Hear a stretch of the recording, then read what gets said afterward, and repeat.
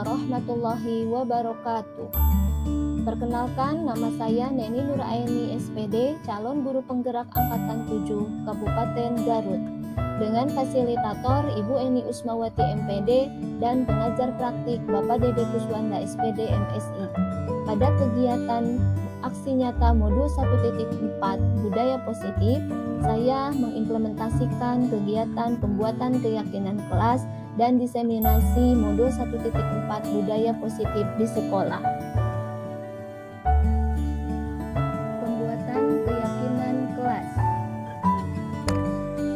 Langkah pertama dalam penyusunan keyakinan kelas yaitu menentukan kesepakatan kelas yang didata berdasarkan masukan yang diberikan oleh para siswa. Tahap kedua yaitu merumuskan keyakinan kelas dari kesepakatan kelas yang telah didata pada tahap sebelumnya. Pada tahap ini, murid dibimbing oleh guru menentukan nilai-nilai kebajikan universal yang relevan dengan aturan atau kesepakatan kelas yang telah dibuat sebelumnya untuk dijadikan rumusan keyakinan kelas. Tahap ketiga adalah menuliskan keyakinan kelas yang telah dirumuskan di kertas plano. Tahap keempat, guru dan seluruh siswa membubuhkan tanda tangan di kertas plano yang berisi keyakinan kelas yang telah dibuat sebagai tanda bahwa seluruh anggota kelas menyepakati keyakinan kelas yang telah dibuat.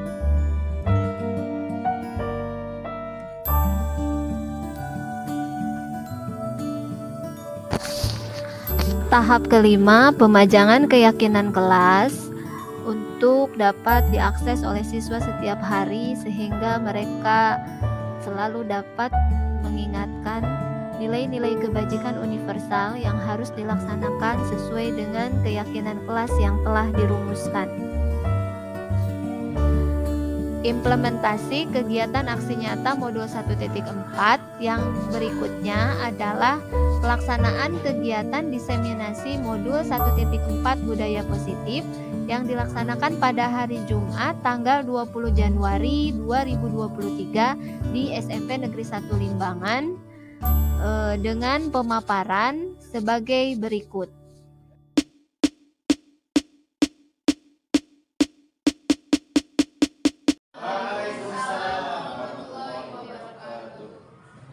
Saya ucapkan terima kasih kepada Bapak Ibu guru hebat yang alhamdulillah pada kesempatan ini telah berkenan hadir di tempat ini untuk mengikuti kegiatan diseminasi modul 1.4 budaya positif program guru penggerak Angkatan 7.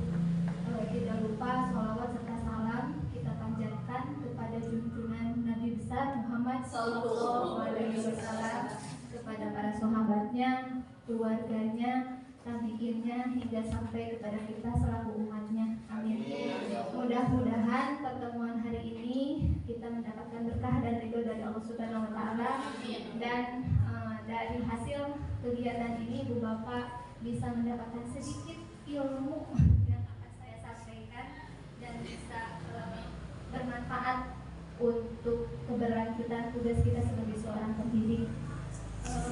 Untuk selanjutnya pada kegiatan ini akan resmi atau dibuka oleh Wakasek Kurikulum SMP Negeri 1 Limbangan, yaitu Ibu Raden Hajah Elmiaini Mariji SPD MM. Kepada beliau waktu dan tempat dipersilakan. Terima kasih. Assalamualaikum warahmatullahi wabarakatuh. Bismillahirrahmanirrahim. Alhamdulillah wassalatu wassalamu ala Rasulillah wa ala alihi wa sahbihi wa ala. Rabbi shrah li sadri wa yassir li amri wahlul 'uqdatam min lisani yafqahu qawli. Amma ba'du. Mari bersama-sama panjatkan puji serta syukur ke Zat yang Maha Luhur, yaitu Allah Subhanahu wa Ta'ala. Shalawat serta salam semoga tetap dicurahkan kepada junjungan kita Habibana wa Nabiyana Muhammad Muhammad SAW, kepada keluarga, para sahabat, tabi'in, hingga kepada kita selaku umat yang setia kepadanya sampai yaumul akhir. Amin ya robbal alamin. Alhamdulillah, kita sepatutnya bersyukur kepada Yang Maha Kuasa karena di sekolah kita SMP Negeri 1 Limbangan Kabupaten Garut telah 2 angkatan ya. Di angkatan 1 ada guru penggerak, dan alhamdulillah di angkatan ke-7 ada 1 lagi guru penggerak, yaitu Ibu Neni. Dalam melaksanakan program guru penggerak tersebut, Ibu Neni, mari kita dukung oleh kita yang ada di sekolah berbagai kegiatannya supaya bisa menunjang untuk pengembangan pembelajaran terutama di SMP Negeri 1 Limbangan. Yang pada modul 1.4, Ibu Neni dalam program guru penggeraknya akan melaksanakan aksi nyata, yaitu diseminasi tentang budaya positif. Ibu Neni akan menyampaikan beberapa budaya positif yang belum kita laksanakan di SMP Negeri 1 Limbangan, dan mungkin nanti bisa Bapak Ibu menerima, diharapkan dari apa yang ilmu diberikan oleh Ibu Neni sekarang, dan sampai bisa memanfaatkannya nanti bersama-sama untuk pengembangan pendidikan yang ada di sekolah kita. Yang utama yaitu mari kita dukung program guru penggerak, yaitu Ibu Neni dalam melaksanakan budaya positif yang ada di SMP Negeri 1 Limbangan. Siap Bapak Ibu? Siap. Semangat? Semangat. Alhamdulillah. Terima kasih Bu Neni, semangat dan selamat menjalankan aksi nyata diseminasi tentang budaya positif yang akan dilaksanakan di SMP Negeri 1 Limbangan. Dengan ini dibuka dengan bacaan Bismillahirrahmanirrahim. Wassalamualaikum warahmatullahi wabarakatuh. Waalaikumsalam warahmatullahi wabarakatuh. Terima kasih kepada Ibu. Mohon maaf ya Ibu Bapak, tiba-tiba jadi pengen batuk. Terima kasih kepada Ibu Raden Hajan yang telah memberikan atau membuka kegiatan ini. Mudah-mudahan bisa berjalan dengan lancar. Amin. Kita mulai saja tanpa membuang-buang waktu ya Ibu Bapak. Kegiatan diseminasi modul 1.4 budaya positif program guru penggerak. Ini saya berprinsip bahwa memang Ibu Bapak mungkin sudah tahu juga bahwa ilmu yang bermanfaat adalah ilmu yang diamalkan atau yang diajarkan kepada orang lain. Kemudian belajar adalah modal utama pengajar. Ini tentu kita harus yakini bahwa sebagai pengajar kita harus selalu belajar sepanjang hayat. Adapun pada kesempatan ini kita harus membuat kesepakatan ya Ibu Bapak ya, kesepakatan kelas saat ini, yaitu saya sudah menyusun 4 poin. Kalau misalnya ada yang kurang silakan boleh ditambah, atau ada yang mau dikurangi silakan. Yang pertama yaitu kesepakatan untuk tepat waktu, dan alhamdulillah saat ini Ibu Bapak sudah hadir di sini, berarti sudah menepati waktu. Kemudian izin jika keluar ruangan, kemudian acungkan tangan jika akan bertanya, dan yang terakhir kesepakatan kelasnya yaitu semua peserta aktif dan fokus mengikuti sesi kegiatan. Ada yang mau ditambahkan atau dikurangi atau sudah cukup? Cukup. Baik, kalau gitu kita lanjutkan. Ini ada pertanyaan pemantik Ibu Bapak ya, berkaitan dengan materi budaya positif. Pertanyaan pertama, menurut Bapak dan Ibu, setuju tidak dengan hukuman dapat mendisiplinkan anak? Setuju atau tidak? Setuju. Setuju, baik. Kemudian pemberian hukuman dengan positif seperti membaca dan membersihkan kelas dapat mendisiplinkan anak. Setuju atau tidak? Setuju. Setuju, jadi dihukum dengan hal positif. Kemudian yang ketiga, penghargaan dapat meningkatkan motivasi anak. Setuju tidak? Setuju. Setuju saja atau setuju banget? Setuju banget. Setuju banget. Baik, kita lihat, kita bahas apakah pertanyaan pemain itu nanti sesuai dengan materi hari ini. Topik eksplorasi konsep modul 1.4 budaya positif, diantaranya ada 6 poin. Yang pertama, disiplin positif dan nilai-nilai kebajikan universal. Yang kedua, teori motivasi, hukuman dan penghargaan serta restitusi. Yang ketiga, keyakinan kelas. Yang keempat, kebutuhan dasar manusia dan dunia berkualitas. Yang kelima, restitusi 5 posisi kontrol guru. Dan yang keenam, segitiga restitusi. Ini 6 poin yang akan saya paparkan ke depan. Ada teori kontrol yang dikemukakan oleh Dr. William Glasser. Nah, sekarang ini kita akan praktekkan ya Ibu Bapak. Bisa berpasangan. Nah, cobalah buka. Apa? Silahkan Ibu Bapak berpasangan dengan temannya dan memposisikan siapa yang menjadi orang A dan B, ya. Kalau ada yang ganjil boleh nanti berpasangannya dengan saya, ya. Iya. Nanti Ibu Intan dengan saya berpasangan. Apa yang harus dilakukan? Yang pertama, Anda coba bayangkan ada sesuatu yang berharga di tangan Ibu Bapak, kemudian disimpan di dalam kepalan tangan Ibu Bapak sesuatu yang berharga, sangat berharga sekali bagi Ibu Bapak. Apa itu? Coba. Nah, misalnya boleh uang, boleh apapun, segala hal boleh. Bayangkan. Mas. Boleh. Mas, silahkan. Hati. Nah, boleh. Jangan sampai yang lain hati.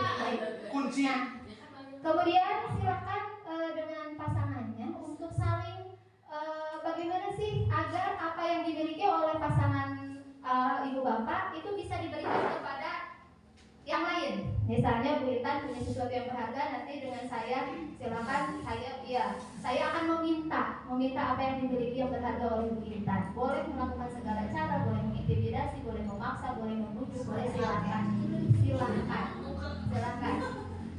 Jangan peragakan Ibu Bapak. Bu Intan sudah ada yang berharga? Iya.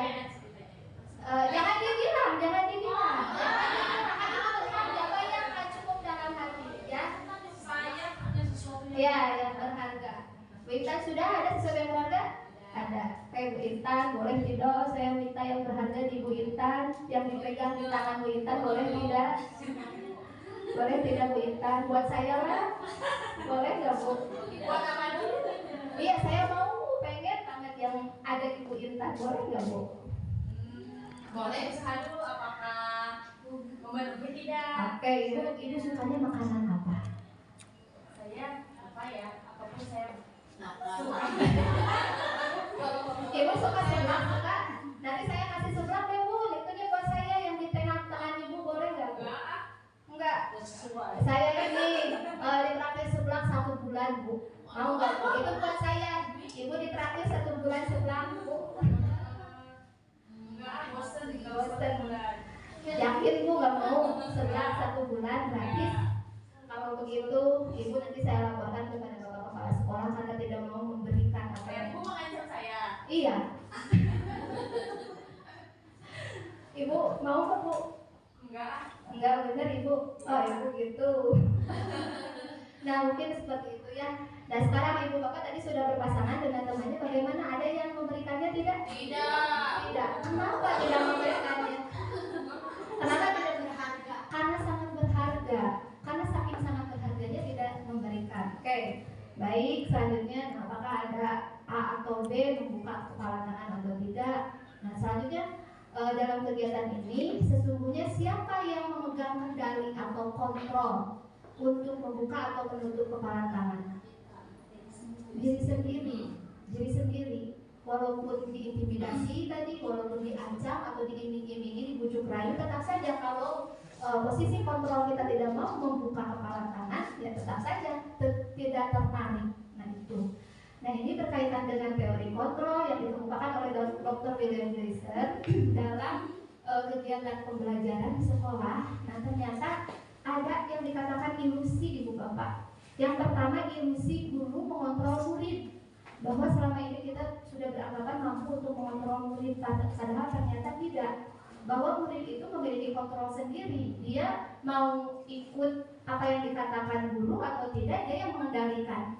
Sekalipun mengikuti apa yang disampaikan oleh guru, mungkin itu karena keterpaksaan, karena faktor dorongan, dia tidak mau dihukum misalnya, atau ketidaknyamanan akhirnya mengikuti. Nah itu berupa ilusi ternyata. Jadi mungkin kalau kita ada murid yang nurut, jangan berbangga hati, karena itu keterpaksaan mungkin saja, tidak mau ada dalam posisi tidak nyaman. Selanjutnya ada ilusi bahwa semua penguatan positif efektif dan bermanfaat.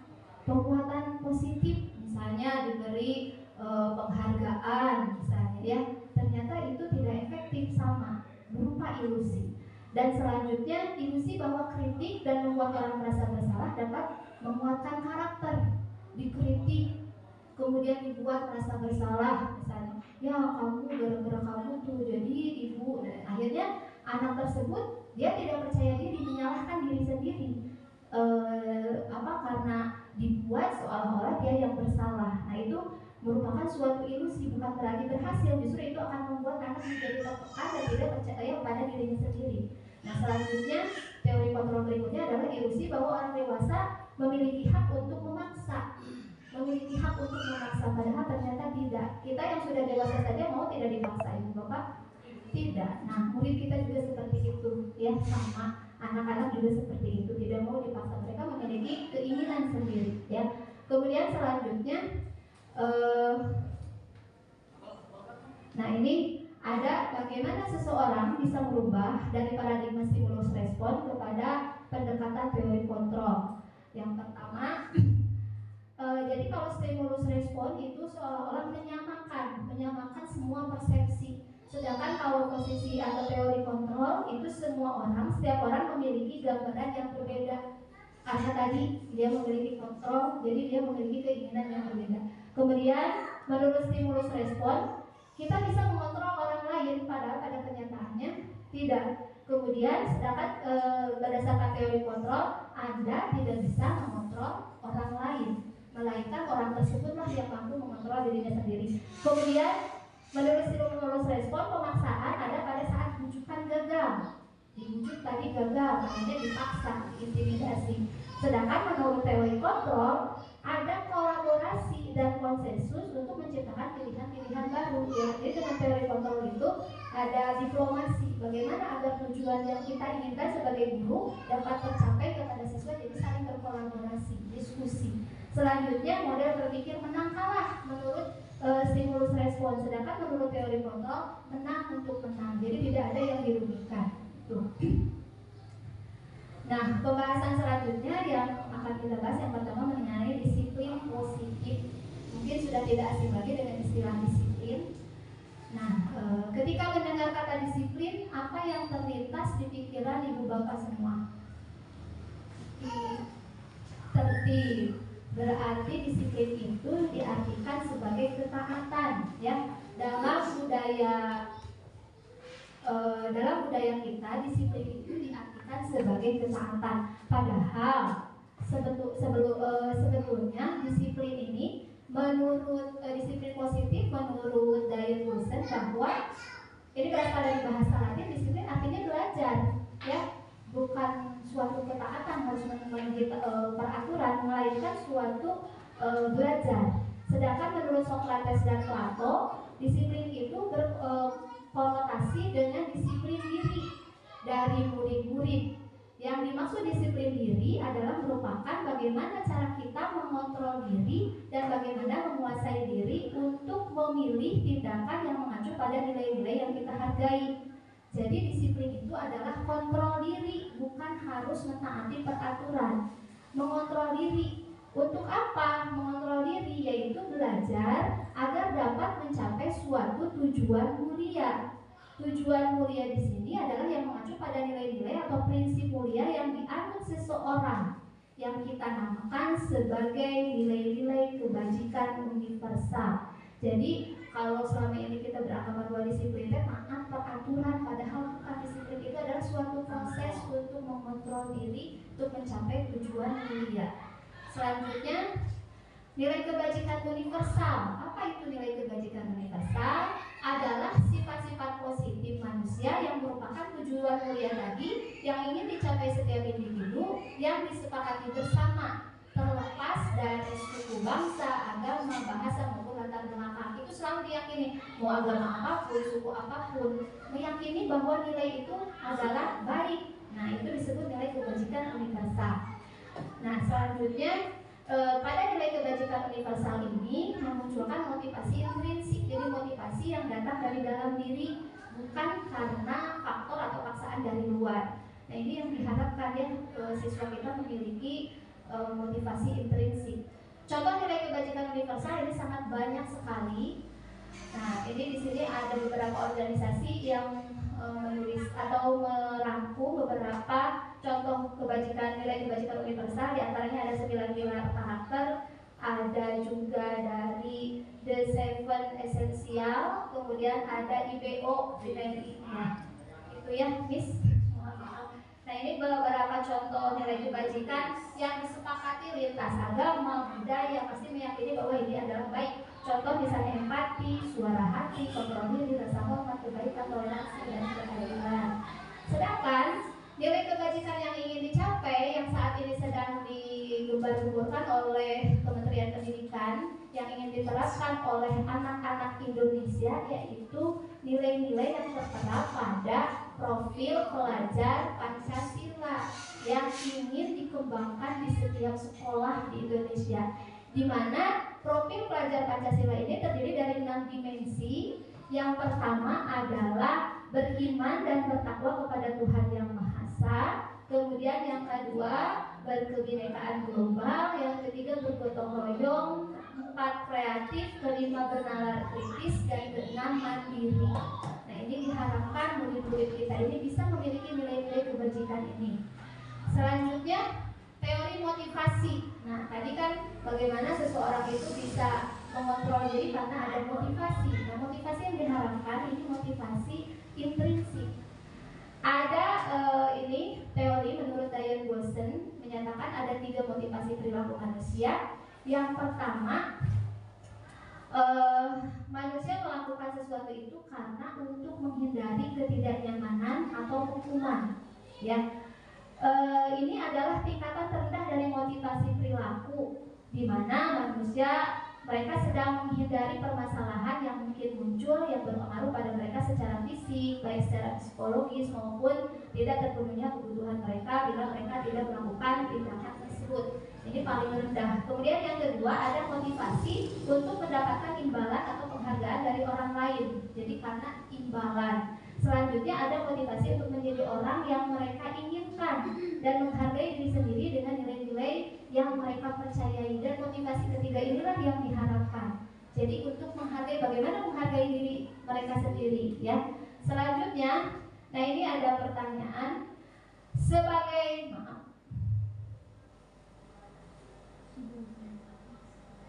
Nah, ini sebagai seorang pendidik, misalnya saat Anda perlu hadir di suatu pelatihan, ya, motivasi apakah yang mendasari tindakan Anda? Apakah yang pertama hadir karena tidak ingin ditegur oleh pihak panitia atau kepala sekolah, misalnya akhirnya tidak nyaman, takut dihukum, kemudian hadir itu karena ingin dilihat, dipuji, nah itu ya Bapak bisa ini sendiri, kemudian atau ingin itu karena ingin menjadi pembelajar sepanjang hayat yang menjadi orang yang berusaha untuk bertanggung jawab serta menghargai diri Anda sendiri. Nah itu. Atau misalnya seperti di sekolah, ketika tidak ada kepala sekolah, saya walaupun misalnya tahu nih hari ini besok Bapak kepala sekolah tidak akan datang, tidak hadir, santai aja nanti berdatangnya kesiangan. Atau misalnya saya tak minus karena ingin dapat pujian atau memang karena tanggung jawab. Nah itu yang motivasi itu ada di sini. Nah, sedangkan menurut Ki Hajar Dewantara bahwa manusia merdeka adalah manusia yang hidup dan lahir batinnya tidak bergantung kepada orang lain, akan tetapi berdasarkan atas kekuatan sendiri. Pendidikan ini menciptakan ruang bagi murid untuk ya.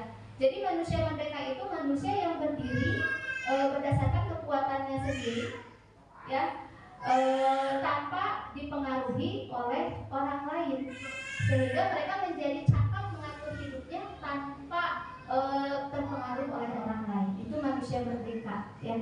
Selanjutnya, ini ada hal yang menarik, dihukum oleh penghargaan.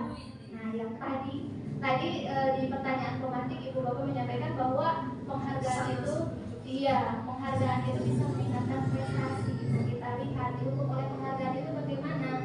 Nah, ini menurut Alfikon bahwa cara mengontrol perilaku seseorang yang menghancurkan potensi untuk pembelajaran yang sesungguhnya, yaitu secara ideal tindakan belajar itu sendiri adalah penghargaan sesungguhnya.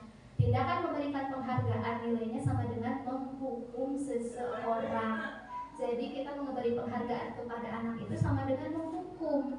Kenapa? Karena memberi penghargaan ini ternyata pengaruhnya jangka pendek, ya, jangka pendek. Jadi dia melakukan sesuatu anak karena ingin mendapatkan penghargaan. Kalau ternyata pas setelah melakukan sesuatu ternyata penghargaan itu tidak didapat oleh dia, akhirnya pada kesempatan berikutnya ketika diharuskan melakukan hal yang sama atau hal yang lain, dia tidak sekeras pada kegiatan yang pertama karena tidak mendapatkan penghargaan.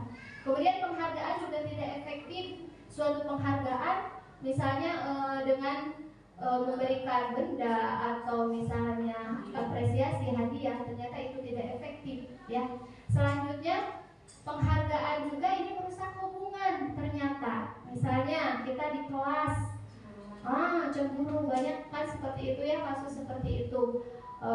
Ketika misalnya di kelas, memang sekarang di kurikulum Merdeka Ibu Bapak, untuk perankingan itu kan tidak ada di rapot, ya. Tujuannya ya ini salah satunya karena memberikan ranking itu ternyata kurang efektif. Toh ketika di ranking, anak yang muncul di semester berikutnya ranking 10 besar misalnya ya itu lagi. Anak yang berada di kelas bawah dia tidak merasa termotivasi dengan ranking, tidak lantas menjadikan atau hanya ranking 1 dia menjadi lebih giat belajar. Misalnya tetap aja dia ada saya mah sudah begini misalnya, jadi akhirnya tidak termotivasi. Jadi itu penghargaan yang justru menghukum. Tadi merusak hubungan karena ada persaingan, jadi dengan sesama teman tidak saling solid lagi. Kemudian penghargaan mengurangi ketepatan, ya, mengurangi ketepatan tadi karena penghargaannya tidak tercapai, misalnya akhirnya pada kesempatan berikutnya dia tidak sekeras yang sebelumnya sehingga mengurangi ketepatan. Kemudian penghargaan menurunkan kualitas, ini hampir sama. Kemudian penghargaan mematikan kreativitas juga sama, karena melakukan sesuatu itu untuk dipuji. Ketika tidak dipuji ya sudah biasa-biasa saja. Kemudian penghargaan ini tadi menghukum, ya. Jadi ternyata tidak efektif. Nah, yang sebaiknya terjadi adalah dengan motivasi dari dalam diri. Misalnya ketika ada anak SD yang mau baru belajar menulis dan membaca, terus ketika dia bisa membaca, matanya seolah-olah berbinar-binar, dia merasakan kebahagiaan. Dia bisa membaca. Lantas apabila misalnya oleh kita diberikan apresiasi, justru itu mematikan kebahagiaan yang sesungguhnya. Akhirnya kesananya ketika dia bisa melakukan sesuatu berharapnya karena ingin penghargaan. Jadi sebaiknya kalau misalnya ada seperti itu, biarkan mereka bahagia dengan caranya sendiri secara alamiah, bukan karena paksaan. Dan selanjutnya, nah, bagaimana untuk memberikan bentuk apresiasi kalau begitu? Apakah boleh penghargaan? Penghargaan itu tidak haram, ya, boleh-boleh saja. Nah, bagaimana memberikan bentuk apresiasi? Nah, berikanlah perlakuan secara khusus. Misalnya kalau memang ada anak yang berprestasi di kelas, sebaiknya langsung saja berikan secara pribadi, tidak diumumkan di kelas untuk menghindari kecemburuan tadi, sehingga tidak menyebabkan yang tadi, ya, penghargaan merusak hubungan. Kemudian beri perlakuan secara pribadi, ini memberi perlakuan ke semua murid bergantian secara konsisten. Jadi kalau bisa jangan hanya itu saja di kelas, bergiliran. Karena yang kita seharusnya memang yang kita lihat itu bukan hasil akhir kepada peserta didik, melainkan proses. Itu prosesnya kita lihat. Mungkin kan anak ada yang kecepatan tangkapnya itu cepat, ada yang lambat. Nah, yang lambat ini untuk bisa sampai seperti orang lain itu kan perlu proses. Nah, itu yang harus kita apresiasi. kemudian fokus pada proses bukan hasil. Selanjutnya hukuman dan konsekuensi. Coba di sini Ibu Bapak ada beberapa pernyataan. Menurut Ibu Bapak ini termasuk hukuman atau konsekuensi? Yang pertama, mencatat 100 kali di dalam buku kalimat, saya tidak akan terlambat lagi karena terlambat ke sekolah. Hukuman atau konsekuensi?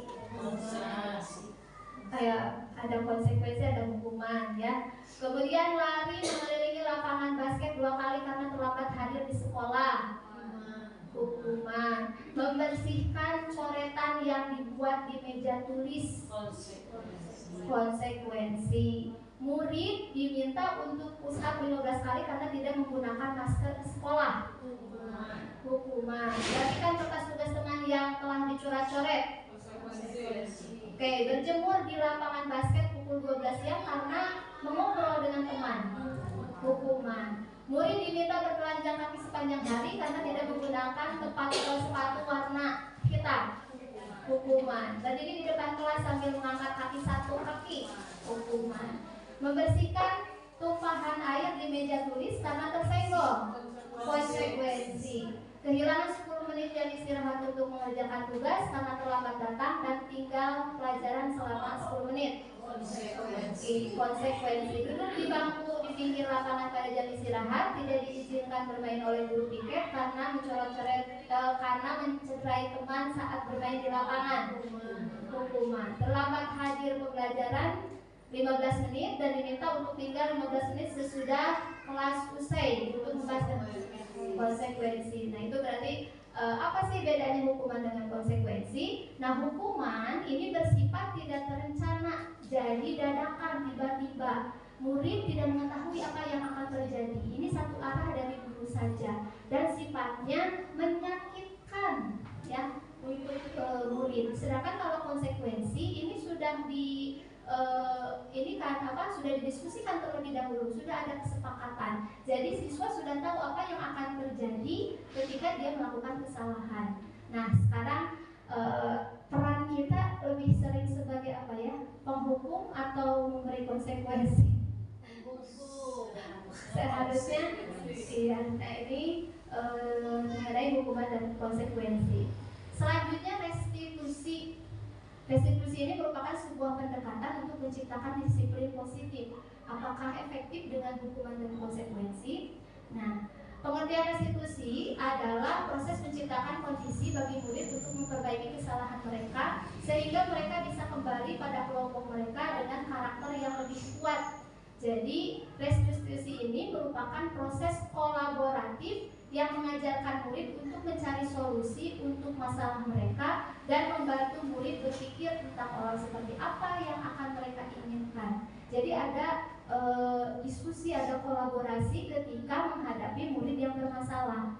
Nah, restitusi ini termasuk ke dalam identitas sukses untuk mendisiplinkan mendisiplinkan berdisiplin positif anak ya. Jadi karena ada apa?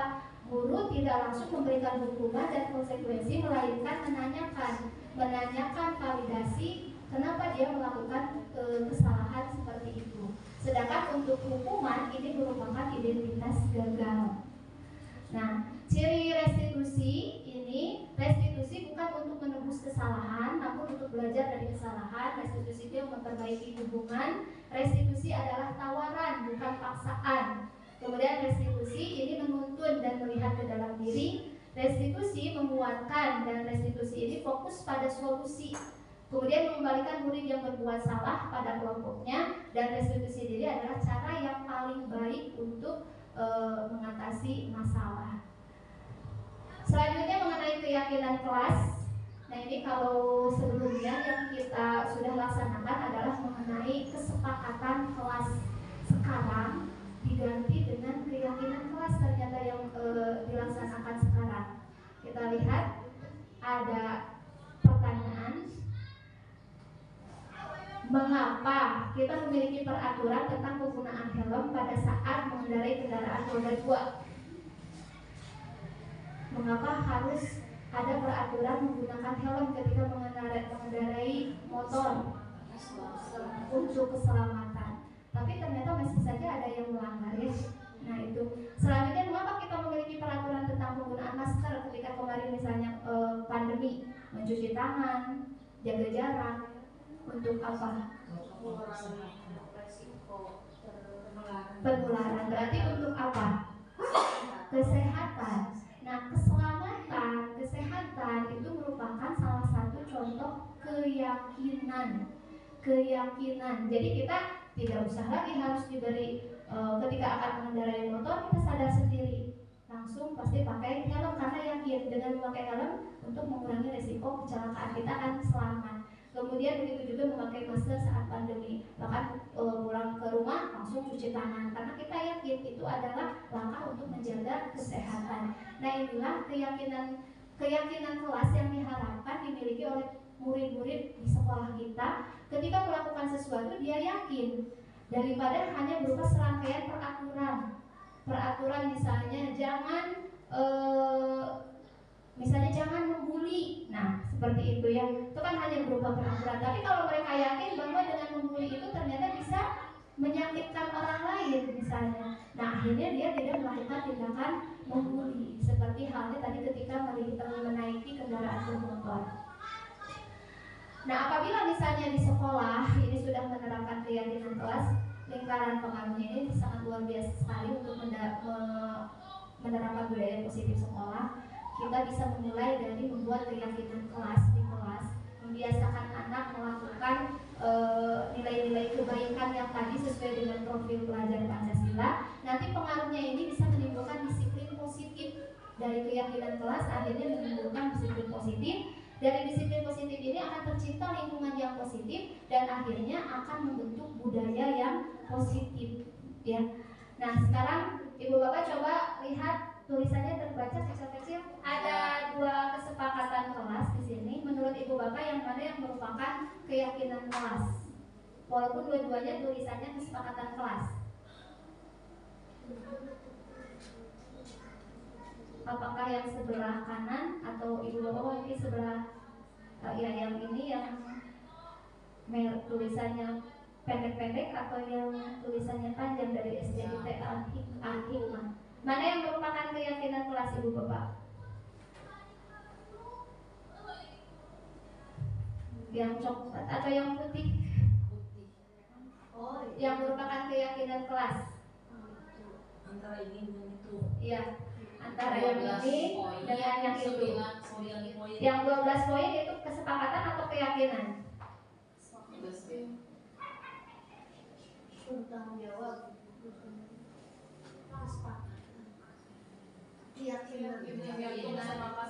Jadi yang 12 poin itu apa? Keyakinan. Ya, walaupun tulisannya kesepakatan, tapi itu merupakan keyakinan karena di sana ada nilai kebajikan. Kebajikan yang disepakati oleh semua lintas agama, tadi suku, bangsa, dan sebagainya. Kalau yang sebelah sana, yang 9 poin itu merupakan kesepakatan karena terdiri dari serangkaian peraturan, ya, serangkaian peraturan. Dan biasanya tadi peserta didik itu tidak suka diatur, tapi kalau sudah memiliki keyakinan, aturan itu pasti akan diterapkan. Makanya sekarang yang diterapkan itu membuat keyakinan kelas, bukan lagi kesepakatan kelas. Nah, contoh misalnya di sini membuang sampah pada tempatnya. Kenapa harus membuang sampah pada tempatnya? Apa nilai keyakinannya? Kalau di sini ada 12 poin, yang mana yang masuk? Menjaga kebersihan, poin 10 ya. Kalau sudah yakin anak, oh ini saya biasa menjaga kebersihan, akhirnya kan tidak membuang sampah sembarangan, berpakaian rapi, mandi misalnya sehari 2 kali dan seterusnya, daripada hanya berupa serangkaian peraturan. Selanjutnya bermain bola di lapangan, tidak di kelas. Ini berarti apa? Nilai keyakinannya? Keselamatan. Karena kalau di kelas ini tidak ada di sini. Karena kalau tidak di kelas bisa membahayakan, bisa mengenai kaca dan seterusnya. Kemudian konsentrasi saat pelajaran, tidak bermain dan tidak makan. Ini berarti nilai keyakinannya tertib bisa atau bisa bertanggung jawab juga ya. Kemudian yang keempat, makan dan minum dengan doa dan duduk. Keyakinannya apa? Tertib bisa. Kemudian saat istirahat bermain di luar kelas. tertib. Sepatu atau sandal ditaruh di loker, tertib. Menjaga sopan santun. Menjaga sopan santun berarti menghargai atau saling menyayangi, menghormati ya. Kemudian datang sebelum bel masuk, tertib. Piket sesuai jadwal, tertib. Tepat waktu bisa. Nah, ini semua adalah nilai kebajikan. Jadi bukan lagi disiplin, karena disiplin itu ternyata kan bukan suatu melainkan disiplin itu kan proses belajar. Nah, keyakinan kelas yang pernah saya buat, yang pernah saya praktekkan di kelas adalah ini contohnya. Tapi untuk poin 2 itu masih kurang tepat ya. Saat itu saya membuat keyakinan kelas itu berawalnya dari kesepakatan kelas dulu. Setiap anak diberi kebebasan untuk berpendapat. Kesepakatan kelas apa yang ingin dibuat? Mereka menyampaikan secara aturan, misalnya menjaga kebersihan kelas. Menjaga kebersihan kelas dan sekolah, piket sesuai jadwal, masuk kelas tepat waktu, kemudian tidak makan dan minum di saat jam pelajaran, tidak mengobrol. Nah, dari sini kemudian dikelompokkan keyakinan kelas apa yang bisa diambil. Nah, ada tanggung jawab dan disiplin. Mungkin harusnya disiplin itu diganti ya, harusnya dengan apa? Menjaga kebersihan. Jadi lebih luas ya nilai keyakinan itu. Nah, itu mengenai lebih universal, makanya disebut nilai-nilai kebajikan universal.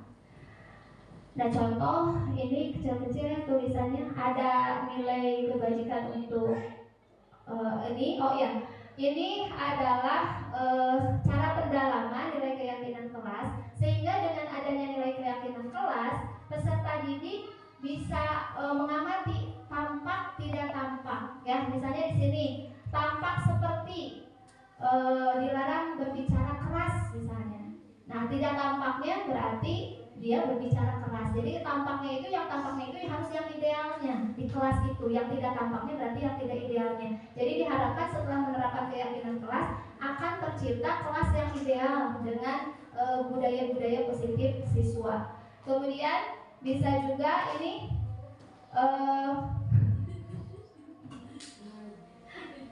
selanjutnya ini nih. Di kelas kita dengan menerapkan keyakinan kelas diharapkan dapat terdengar. Apa yang didengar? Anak-anak akan mengatakan, yuk kita bantu, yuk saya bantu, kita bisa selesaikan ini bersama, terima kasih, misalnya ketika ditolong, atau boleh saya pinjam, mari segera kita selesaikan. Apa yang terlihatnya? Terlihatnya berempati, kemudian memegang barang milik orang lain hanya dengan izinnya, jadi tidak lagi mengambil barang milik orang lain, kemudian mendengarkan dengan seksama, senantiasa berbuat baik dan berbagi. Yang berperilakunya selalu tersenyum ramah, memberikan salam hormat dan sebagainya. Nah, ini yang diharapkan dengan penerapan keyakinan kelas sehingga tidak lagi berupa peraturan. Yang harus mengandung itu Ketiga apanya tuh? kan terlihat. Oh iya, itu kan berproses ya Bu Haji. Berproses bisa mungkin anak dari bahasanya dulu, nanti kesananya bisa kemudian perilakunya. Jadi berproses. Makanya dalam program pelajaran Pancasila itu kan pembelajaran sepanjang hayat. Tidak bisa hari ini kita membuat keyakinan kelas terus anak akan berubah. Nah, makanya harus selalu diingatkan. Oleh karena itu dalam pembuatan keyakinan kelas, minggu pertama misalnya pembuatan keyakinan kelas, untuk minggu berikutnya selalu mengingatkan ketika di kelas, selalu mengingatkan agar selalu anak itu oh iya, akhirnya mudah-mudahan menjadi terbiasa. Jadi berproses. Nah, ini selanjutnya ada 5 kebutuhan dasar manusia yang harus dimiliki oleh manusia ya, 5 kebutuhan dasar di mana menurut teori kontrol bahwa suatu tindakan itu pasti memiliki tujuan. Sebuah perilaku manusia itu memiliki tujuan.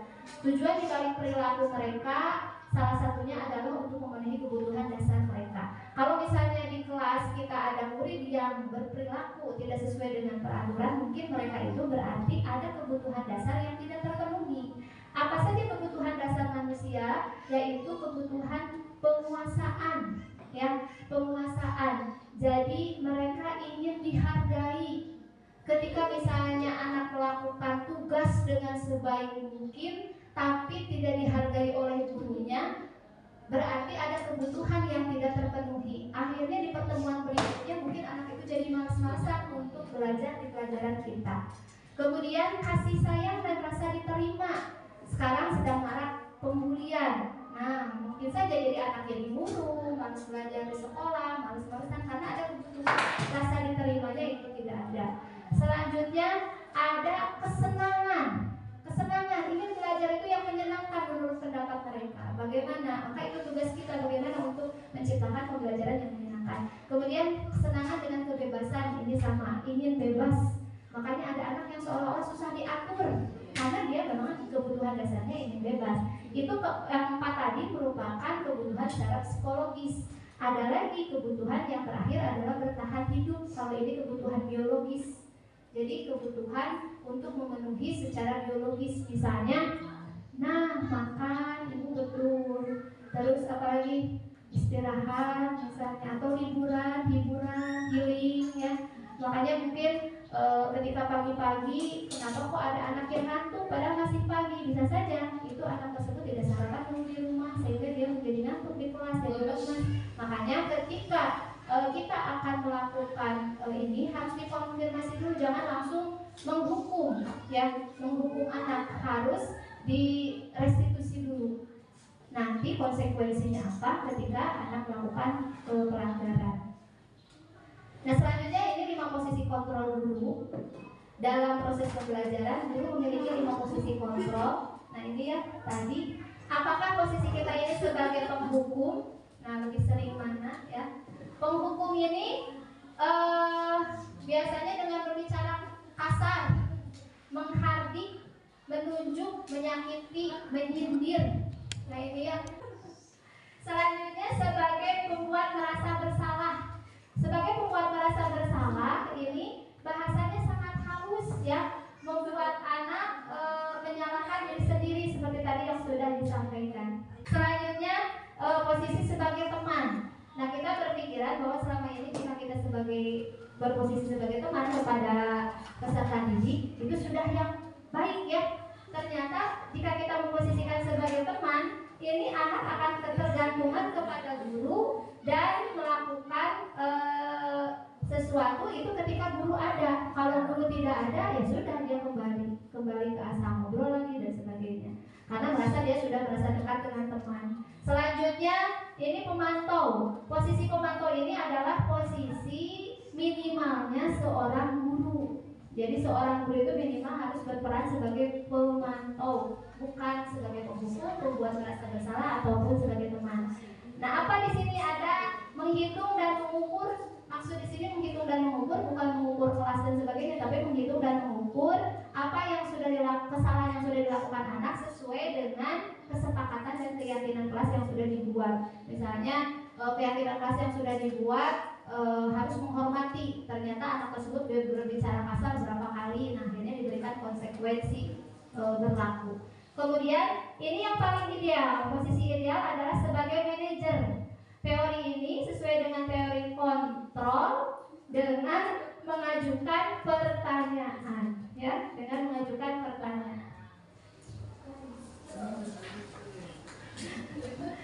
Ya baik, posisi, ya, silakan. Posisi sebagai penghukum ini merupakan identitas gagal. Selanjutnya kalau sebagai teman, kemudian sebagai pemantau dan juga manajer, ini merupakan identitas sukses ya. Walaupun sebagai teman dan juga pemantau ini masih merupakan motivasinya motivasi ekstrinsik. Sedangkan kalau restitusi ini merupakan motivasi intrinsik dan merupakan identitas sukses. Nah, kita lihat ibu bapak di sini kita ada beberapa pernyataan. Posisi apakah yang dimiliki oleh guru ini? Ibu sangat kecewa. Ibu sangat kecewa sekali dengan kamu. Berapa kali bapak harus memberitahu kamu ya? Gimana coba kalau orang tua kamu tahu kamu berbuat begini? Jika ada pertanyaan seperti ini, kira-kira posisi guru ini sebagai apa? Apakah sebagai penghukum, pemantau, atau sebagai teman, atau manajer? Atau pembuat merasa bersalah? Membuat merasa bersalah. Jadi kalau kita mengajukan pertanyaan ini akan memicu anak justru menjadi tidak percaya diri. Kalau terus saja dibuat tidak merasa bersalah, bisa saja dia depresi misalnya ya, tidak ini. Kemudian patuhi aturan saya atau awas, kamu selalu saja salah, pasti selalu terakhir yang selesai. Ini posisi guru sebagai apa? Apakah sebagai penghukum atau pemantau atau pembuat merasa bersalah atau manajer? Awas, ada ancaman. Berarti di sini sebagai penghukum ya. Kemudian apa yang kita yakini? Apa yang kamu yakini? Jika kamu yakini ya, apakah kamu bersedia memperbaiki? Nah, ini posisinya sebagai restitusi. Jadi mengembalikan kepada anak bagaimana untuk mendapatkan nilai-nilai kebajikan yang telah ia langgar. Kemudian ayo bantulah demi Bapak ya. Nah, posisi ini adalah sebagai teman. Sedangkan peraturan apa yang telah kamu lakukan, sanksi atau konsekuensinya apa? Ini berarti posisinya sebagai pemantau. Nah itu ya. Jadi ternyata pertanyaan-pertanyaan yang kita ajukan kepada murid itu berpengaruh terhadap posisi kita, posisi guru. Yang baik itu yang mana? Yang baik, yang ideal itu adalah posisi kita sebagai manajer. Iya.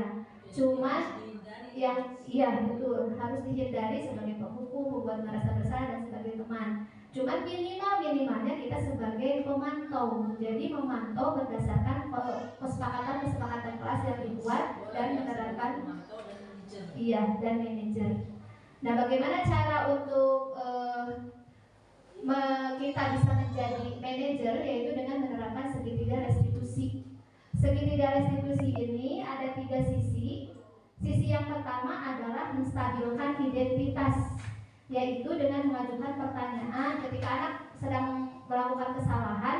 Sebaiknya kita jangan langsung mencerca dengan pertanyaan yang justru atau mengkritiknya, karena itu bukannya membuat anak termotivasi secara intrinsik, melainkan secara ekstrinsik.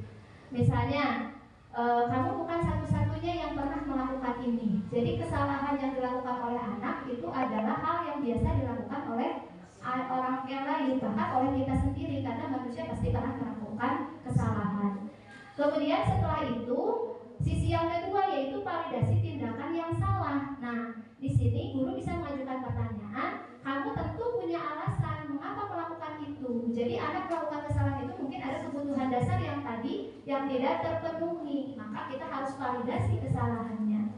Dan yang terakhir adalah menanyakan keyakinan. Ketika anak melakukan kesalahan, berarti dia sudah melanggar keyakinan kelas yang dibuat. Tanyakan keyakinan kelas apa yang telah kita sepakati. Kemudian apakah dia akan ingin menjadi orang yang seperti apa kalau misalnya tetap melakukan pelanggaran terhadap kesalahan yang dilakukan. Nah, itulah cara menerapkan segitiga restitusi. Dan mungkin saja ibu bapak pernah melakukan ini di kelas, hanya mungkin tidak tahu kalau ternyata ada istilahnya ya. Untuk penerapan segitiga restitusi. Untuk menerapkan segitiga restitusi ini boleh tidak berurutan atau boleh dilakukan salah satu, diacak, atau salah satu saja, tergantung dari berat tidaknya kasus. Kalau kasusnya yang sederhana mungkin kita bisa di tahap menstabilkan identitas saja, atau divalidasi saja, atau menanyakan keyakinan. Tapi kalau kasusnya itu berat, maka ini tiga-tiganya harus dilaksanakan. Nah, selanjutnya untuk melakukan validasi sebaiknya kepada anak itu diberi waktu minimal 30 detik. Jadi jangan langsung menanyakan, mengkritik anak, karena pada saat anak sedang emosi, sedang marah, berarti dia rasionalnya tidak bekerja. Nanti dia malah akan melakukan atau bahkan tidak menumbuhkan motivasi secara intrinsik. Jadi harus diberi dulu jeda minimal 30 detik baru kita mengajukan pertanyaan-pertanyaan seperti tadi. Nah itu, ya silakan. Nah itu ibu bapak materi budaya positif yang saya paparkan. Mudah-mudahan ada manfaatnya, dan saya berharap ibu bapak tidak merasa puas ya. Kenapa? Agar ibu bapak tertarik untuk mengikuti kegiatan program guru penggerak ini. Ya, karena memang saya sadari banyak sekali manfaat dari yang saya tidak tahu menjadi tahu, dari saya tidak pernah berbicara seperti ini dan akhirnya melawan rasa takut, rasa malu, saya akhirnya bisa bicara di depan seperti ini. Banyak sekali pelajaran. Mudah-mudahan ibu bapak berminat untuk ikut bergabung dengan program guru penggerak. Terima kasih sekali atas waktunya. Semoga apa yang sudah ibu bapak luangkan waktu mendapatkan balasan dari Allah Subhanahu wa Ta'ala, dan kita bisa terus mengabdikan ini sebagai guru yang bisa mendidik anak didik kita sesuai dengan apa yang kita harapkan, sesuai dengan amanat dalam tujuan pendidikan nasional. Terima kasih, mungkin itu ibu bapak yang saya sampaikan. Mohon maaf atas segala kekurangannya. Saya akhiri. Sebelumnya mungkin ada yang mau ditanyakan? Tidak ada, cukup. Baik, terima kasih. Saya akhiri dengan ucapan Alhamdulillahirabbil alamin. Wassalamualaikum warahmatullahi wabarakatuh. Waalaikumsalam warahmatullahi wabarakatuh.